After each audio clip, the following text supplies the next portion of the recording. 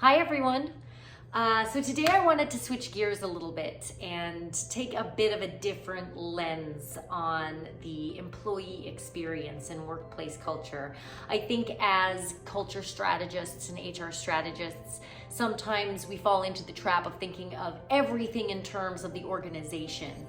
And I think we need to remind ourselves sometimes to try to sit in the chair of a candidate, of a job seeker or an employee, and really consider what their experience might be. So today I'm going to talk a little bit about negotiating and dealing with job loss or disappointment within your search for career fulfillment, missed opportunities, and how to get through that and to take it and integrate it and turn it into something positive on your journey towards finding the opportunity, the big break, the thing that's going to springboard you into the next phase of your career.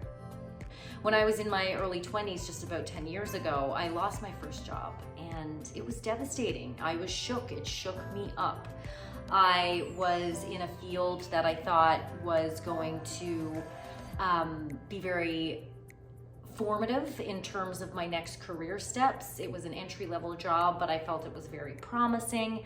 It was an industry I was super interested in. There were certain opportunities that went with the job that I felt were going to be really key in developing core skill sets I was going to need down the line.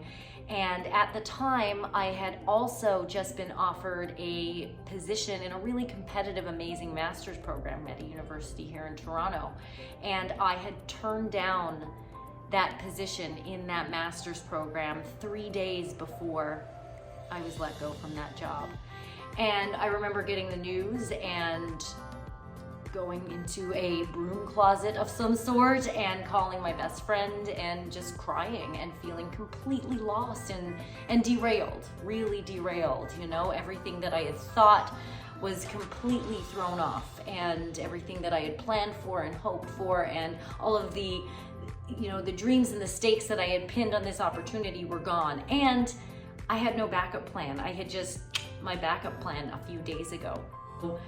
What I ended up doing once I got up off of the broom closet floor was I went home. I spent some time with friends talking, and about a day later, I called the program administrator and said, I'm so sorry. I know that this is a competitive position and I totally understand and don't expect you to have the spot open, but if by any chance you still did, I'd love to reconsider. And that's what led me to be here. That decision, that sequence of events that I thought was a sequence of very unfortunate events at the time ended up being what set me on my path to this career that I have right now, which is one that I absolutely love. I came through that experience, and what I really wanted to share today are 3 mantras or affirmations or truths or pieces of advice, or however you want to interpret them, that really helped me during that time, and I believe are really beneficial for anyone who's maybe feeling a little bit out to sea,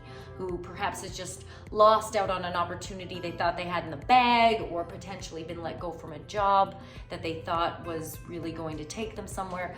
These are experiences that I have had. These are experiences that people who I know have had.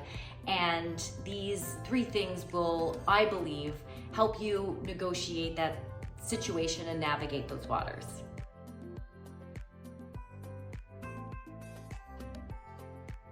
You are entitled to your time to process this.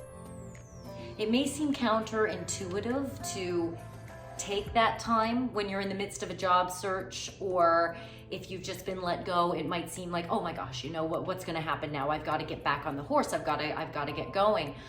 But if you go back out into the marketplace with that mentality, it's only going to serve you poorly. It's not going to get you where you need to go, because you're going to be feeling shaken up. You're going to be feeling insecure, and that will come through in any future conversations or opportunities that you might have.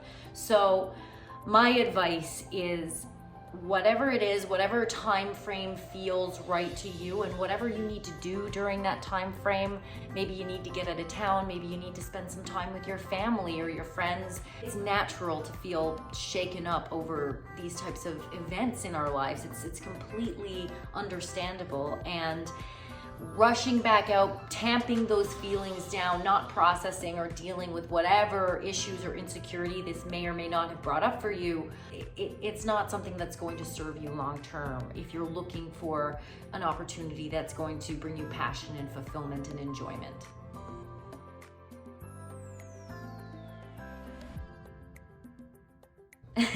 And what this means is we have a tendency, in fact, we're predisposed to it. It's survival instincts, it's basic Darwinism. As human beings, we are inclined to focus on the negative and to dwell on what went wrong and to, even worse, obsess about our role in it. What could I have done? What didn't I do? And, way back in the day, being geared this way helped us survive, but right now it just leads to anxiety and self-doubt, and these are not things that help us in our search for a career. Instead of doing that, try to think about what went right. If it was an interview, perhaps, say this is the situation, you thought you nailed that interview and you got the call and you didn't get it, you didn't stick the landing. There must have been a reason that you felt so confident coming out of it, and why this is so surprising to you that you didn't get the job. Chances are the reason that you didn't get it was completely outside of your control. And if you focus on the things that went right in the process and capitalize on that and figure out how to parlay that into future success, not only will you find what you're looking for more quickly, you'll also enjoy the journey. You'll enjoy the process of getting there more.